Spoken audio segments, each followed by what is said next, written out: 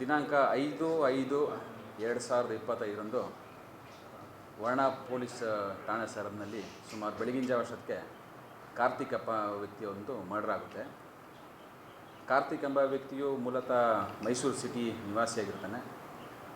ಈತನ ವಿರುದ್ಧ ಉದಯಗಿರಿನಲ್ಲಿ ಒಂದು ಕೇಸ್ ಇರುತ್ತೆ ಹಾಗೂ ವರ್ಣ ಸ್ಟೇಷನಲ್ಲೂ ಒಂದು ಕೇಸ್ ಇರುತ್ತೆ.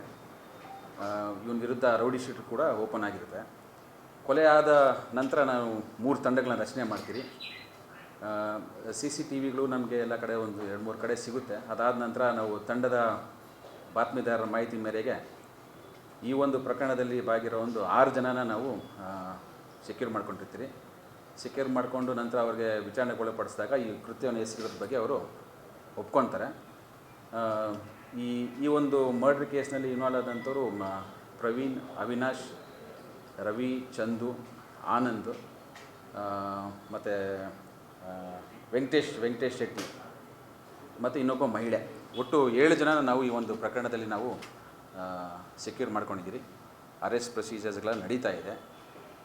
ಮೊದಲಿಗೆ ನಮಗೆ ತಿಳಿದು ಬಂದ ವಿಚಾರ ಅಂದರೆ ಏನೋ ದುಡ್ಡಿನ ವಿಚಾರದಲ್ಲಿ ಇದೊಂದು ಕೊಲೆ ಆಗಿದೆ ಅಂತ ನಮಗೆ ಮಾಹಿತಿ ಸಿಕ್ಕಿತ್ತು ಪ್ರಾಥಮಿಕ ತನಿಖೆಯಿಂದ. ಬಟ್ ಇವನ್ನೆಲ್ಲ ವಿಚಾರಣೆ ಮಾಡಿದಾಗ ಇದ್ರ ಮೋಟಿವು ಒಂದು ಹುಡುಗಿ ವಿಚಾರದಲ್ಲಿ ಆಗುತ್ತೆ. ಈ ಮೃತ ವ್ಯಕ್ತಿ ಏನಿದೆ ಕಾರ್ತಿಕ್ ಅನ್ನೋನು ಪ್ರವೀಣ್ ಅನ್ನೋ ವಿರುದ್ಧ ಈ ಹಿಂದೆ ಒಂದು ಹುಡುಗಿ ವಿಚಾರದಲ್ಲಿ ಗಲಾಟೆ ಮಾಡ್ಕೊತಾರೆ. ಗಲಾಟೆ ಮಾಡ್ಕೊಂಡ ನಂತರ ತದನಂತರದಲ್ಲಿ ಇವನು ಪ್ರವೀಣ್ ಅನ್ನೋವನಿಗೆ ಮೃತ ವ್ಯಕ್ತಿ ಸಾಯಿಸ್ತೀನಿ ಅಂತ 2-3 ಟೈಮ್ ಅವನಿಗೆ ಥ್ರೆಟನ್ ಮಾಡಿರ್ತಾನೆ. ಥ್ರೆಟನ್ ಮಾಡೋ ಉದ್ದೇಶದಿಂದ ಇವನು ಪ್ರವೀಣ್ ನಾನು ಇದೇ ರೀತಿ ಇಟ್ಟರೆ ನನ್ನ ಸಾಯಿಸ್ಬಿಡ್ತಾನೆ ಅಂಥೇಳಿ ಒಂದು ಟೀಮ್ನ ಕಟ್ಕೊಂಡು ಈ ಒಂದು ಕೃತ್ಯನ ಎಸಗಿರ್ತಾರೆ. ಕೊಲೆ ಮಾಡಿದವರು 6 ಜನದ ಹಿನ್ನೆಲೆ ಏನಂತ ಅವರು ಸ್ನೇಹಿತರಾಗಿರ್ತಾರ ಅಥವಾ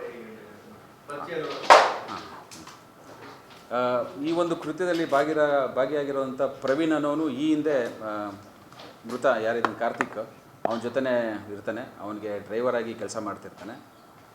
ಉಳಿದಂಥ ಆರೋಪಿಗಳು ಎಲ್ಲ 7 ಜನ ಆರೋಪಿಗಳು ಏನು ಪ್ರಕರಣದಲ್ಲಿ ಭಾಗಿಯಾಗಿದ್ದಾರೆ ಅವರು ಎಲ್ಲರೂ ಸಹ ಮೈಸೂರು ಸಿಟಿ ನಿವಾಸಿಗಳಾಗಿರ್ತಾರೆ.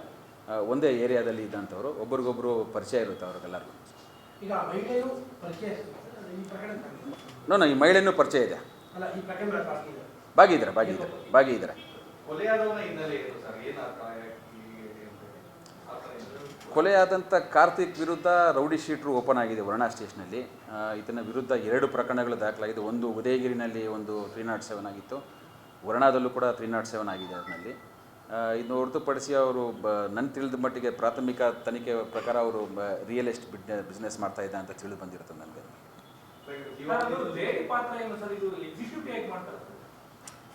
ತನಿಖೆ ತನಿಖೆ ಪ್ರಾರಂಭದಲ್ಲಿರೋದ್ರಿಂದ ಪ್ರತಿಯೊಬ್ಬ ಆರೋಪಿಗಳದು ಏನು ಪಾತ್ರ, ಯಾವ ರೀತಿ ಕೊಲೆ ನಡೀತು, ಯಾವ ಹಿನ್ನೆಲೆ, ಬ್ಯಾಕ್ಗ್ರೌಂಡ್ ಪ್ರಿಪ್ರೇಷನ್ನು ಇವೆಲ್ಲ ಹೇಳಕ್ಕೆ ಬರೋದಿಲ್ಲ.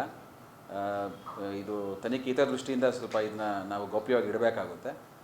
ಬಟ್ ಇವರು 7 ಜನ ಏನು ಇದ್ದಾರೆ ಅವರೆಲ್ಲರೂ ಭಾಗಿಯಾಗಿದ್ದಾರೆ. ಅದರಲ್ಲಿ ಅವರು ಕನ್ಫರ್ಮ್ ಆಗಿದೆ. 7 ಜನ ಹೌದು ಎಸ್ ಪರಿಚಯ. ಒಂದಲ್ಲ ಒಂದು ರೀತಿ ಇಫ್ ನಾಟ್ ಕ್ಲೋಸ್ ಫ್ರೆಂಡ್ ಇಲ್ಲದೆ ಹೋದ್ರು ಕೂಡ ಅವ್ನ ಪರಿಚಯ ಇದೆ ಅವ್ರಿಗೆ. ಯಾಕಂದ್ರೆ ಎಲ್ಲರೂ ಒಂದೇ ಏರಿಯಾ ನಿವಾಸಿಗಳೇ.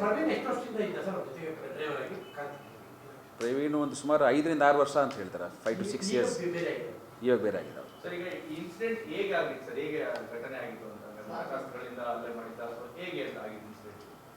ಇನ್ಸಿಡೆಂಟ್ಗಳು ಇವರು ನಮ್ಮ ವರ್ಣ ಠಾಣಾ ಲಿಮಿಟ್ಸ್ನಲ್ಲಿ ಒಂದು ಹೋಟೆಲ್ ಇದೆ. ಆ ಹೋಟೆಲ್ ಮುಂಭಾಗದಲ್ಲಿ ಇದು ಘಟನೆ ನಡೆಯುತ್ತದೆ.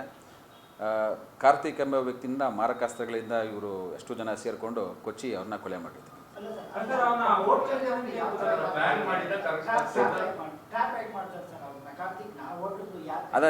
ಅಲ್ಲ ರೀ,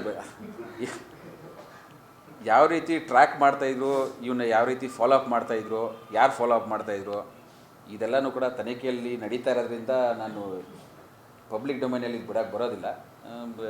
ತನಿಖೆ ಮುಗಿದ ನಂತರ ಬಹುಶಃ ಆಮೇಲೆ ಗೊತ್ತಾಗುತ್ತೆ. ಆರೋಪಿಗಳು ನಾನು 3 ತಂಡ ರಚನೆ ಮಾಡಿದ್ದೆ. ನಮ್ಮ ಇನ್ಸ್ಪೆಕ್ಟ್ರು, ಸೌತ್ ಇನ್ಸ್ಪೆಕ್ಟ್ರು ಮತ್ತು ಸೌತ್ CPI, ಇಲ್ವಾಲ ಸಬ್ ಇನ್ಸ್ಪೆಕ್ಟ್ರು ಮತ್ತು ಜೈಪುರ ಸಬ್ ಇನ್ಸ್ಪೆಕ್ಟ್ರು. ಇವರು ಇಷ್ಟು ಜನನು ಒಂದು ಟೆಕ್ನಿಕಲ್ ಇನ್ಫಾರ್ಮೇಷನ್ ಆ್ಯಂಡ್ ಬೇರೆ ನಮ್ಮ ಇನ್ಫಾರ್ಮೆಂಟಲ್ ಕಡೆಯಿಂದ ಮಾಹಿತಿ ಸಿಕ್ತು ಅವ್ರಿಗೆ. ಹೌದು. ಸೆಲೆಬ್ರೇಟ್ ಮಾಡ್ತಾರೆ ಒಬ್ರು ಯಾರನ್ನ ಕೊಲೆ ಅಯ್ಯೋ ಒಬ್ರು ಕೇಳು ಶವದ ಮುಂದೆ ಡ್ಯಾನ್ಸ್ ಮಾಡೋಲ್ಲ ಸರ್, ಅದು ಫೋಟೋ ತಗೊಂಡು ಆ ವಿಡಿಯೋ ಮಾಡ್ಕೊಂಡಿದ್ದಾನೆ. ಫೋಟೋ ತಗೊಂಡು ವಿಡಿಯೋ ವೈರಲ್ ಆಗಿದೆ, ಸಿಸಿ ಕ್ಯಾಮೆರಾ. ಹೌದು. ಕೊಲೆ ಮಾಡಿದ ನಂತರ ಅಲ್ಲಿ ಡ್ಯಾನ್ಸ್ ಮಾಡಿ ಫೋಟೋ ತಕೊಂಡು ಹೋಗ್ತಾನೆ. ಅಷ್ಟೊಂದು ಪೇಶ ಆಯ್ತಾ ಅಥವಾ ತನಿಖೆಯಲ್ಲಿ ಏನಾದ್ರು ಗೊತ್ತಾಗಿಲ್ಲ ಯಾವ ಕಾರಣಕ್ಕೆ ಆತ ಮಾಡೋದು ಅಂತ ಹೇಳಿ? ಇವರು ಇನ್ನೇ ಆರೋಪಿಗಳೇನಿದ್ದಾರೆ 6 ಜನ ಗಂಡಸರು ಆರೋಪಿಗಳೇನಿದ್ದಾರೆ ಇವ್ರಿಗೆ ಒಂದಲ್ಲ ಒಂದು ರೀತಿ ಮೃತ ಕಾರ್ತಿಕನವನ್ನು ತೊಂದರೆ ಕೊಟ್ಟಿರ್ತಾನೆ ಈ ಹಿಂದೆ. ಸೊ ಒಂದು ಪರ್ಸ್ನಲ್ ಎನಿಮಿಟಿ ಕೂಡ ಇರ್ತದೆ. ಆದರೂ ಒಟ್ಟಿಗೆ ಈ ಪ್ರವೀಣ್ಗೆ ಏನು ತೊಂದರೆ ಮಾಡಿ ಗಲಾಟೆ ಮಾಡಿರ್ತಾನೆ ಈ ಒಂದು ಕೆಲವು ತಿಂಗಳುಗಳ ಹಿಂದೆ, ಇದನ್ನೆಲ್ಲ ಸೇರಿಸ್ಕೊಂಡು ಇಷ್ಟು ಜನ ಪ್ಲ್ಯಾನ್ ಮಾಡಿಕೊಂಡು ಈ ಒಂದು ಕೃತ್ಯನ ಎಸಗಿರ್ತಾರೆ. ಫೋಟೋ ತನಿಖೆಯಲ್ಲಿ ನಾವು ತರ್ತಾ ಇರಿ, ಯಾಕೆ ತರ್ತಾ ಇರ ಅಂತ ಬಟ್ ಹೇಳಕ್ಕೆ ಬರೋದಿಲ್ಲ ಈಗ. ಯಾವ್ದು ಹೇಳಿ? ಆ ಹೋಟ್ಲಲ್ಲಿ ಇದ್ದ ಅಂತ ಅನ್ನೋದ್ರ ಬಗ್ಗೆ ಅದನ್ನು ನನಗೆ ಮಾಹಿತಿ ಬಂದಿದೆ, ಬಟ್ ತಮ್ಗೆ ಹೇಳೋಕ್ಕಾಗೋದಿಲ್ಲ ಇವಾಗ. ಸರ್, ಈಗ ಪ್ರವೀಣ್ಗೆ ಜೀವ ಭಯ ಇತ್ತ ಸರ್ ಕಾರ್ತಿಕ್ ಇಂದ, ಅಂದ್ರೆ ಕಾರ್ತಿಕ್ ಕೊಲೆ ಮಾಡ್ತಾನೆ ಅನ್ನೋದ್ರ ಬಗ್ಗೆ ಏನಾದ್ರು ಮಾಹಿತಿ? ಇಲ್ಲ ಪ್ರವೀಣ್ಗೆ ಕಾರ್ತಿಕ್ ಅನ್ನೊಬ್ಬ ಏನು ಮೃತ ವ್ಯಕ್ತಿ ಇದ್ದಾನೆ, ಅವನು ಆಗಿಂದಾಗೆ ಅವನಿಗೆ ಧಮಕಿ ಆಗ್ತಾ ಇದ್ದಂತೆ, ನೀನು ನನ್ನ ಮುಂದೆ ಸಿಕ್ಕಿದ್ರೆ ನಿನ್ನ ತೆಗಿತೀನಿ ಅಂತ ಧಮಕಿ ಆಗ್ತಿದ್ದ, ಅವನಿಗೆ ಥ್ರೆಟನ್ ಕೂಡ ಮಾಡ್ತಿದ್ದಂತೆ. ಸೊ ಆ ಒಂದು ಕಾರಣದಿಂದ ನನ್ನ ತೆಗಿಯೋಕ್ಕೆ ಮುಂಚೆ ಇವ್ರನ್ನೂ ಬಿಟ್ಬಿಟ್ರೆ ನನ್ನ ಸಾಯಿಸ್ತಾನೆ ಅಂಥೇಳಿ ಈ ಒಂದು ಪ್ಲ್ಯಾನ್ ಮಾಡ್ತಾರೆ. ಮಹಿಳೆ ಕೂಡ ಲೋಕಲ್, ಅದೇ ಏರಿಯಾ. ಎಲ್ಲರೂ ಇವರು ಇಷ್ಟು ಜನ ಮೈಸೂರು ಸಿಟಿ ನಿವಾಸಿಗಳು ಒಂದೇ ಏರಿಯಾದಲ್ಲಿ ಇರೋರು ಅಂತ ಅಕ್ಕಪಕ್ಕದಲ್ಲಿ. ಪ್ರವೀಣ್ ಎಲ್ಲ ಬೆಂಗಳೂರಿನಲ್ಲಿದ್ದಾನೆ. ಪ್ರವೀಣ್ ಈ ಕೆಲವು ತಿಂಗಳಿಂದ ಬೆಂಗಳೂರಿನಲ್ಲಿ ವಾಸ ಇರ್ತಾನೆ. ಗ್ಯಾಂಗ್ ವಾರ್ಗಳು ಈ ರೀತಿಯದ್ದು ಹೆಚ್ಚಿಗೆ ಆಗ್ತಾ ಇದೆ ಅಂತ ಹೇಳಿದ್ರೆ ಸೇಡು ಅದು ಕೊಲೆ ಆಗುವಂಥದ್ದು. ಯಾಕಂದ್ರೆ ನೆನ್ನೆ ಅವರ ಅಂತ್ಯಕ್ರಿಯೆಯಲ್ಲಿ ನೋಡಿದಾಗ ಮತ್ತೆ ನಾವು ಶವಗಾರದಲ್ಲಿ ನೋಡಿದಾಗಲೂ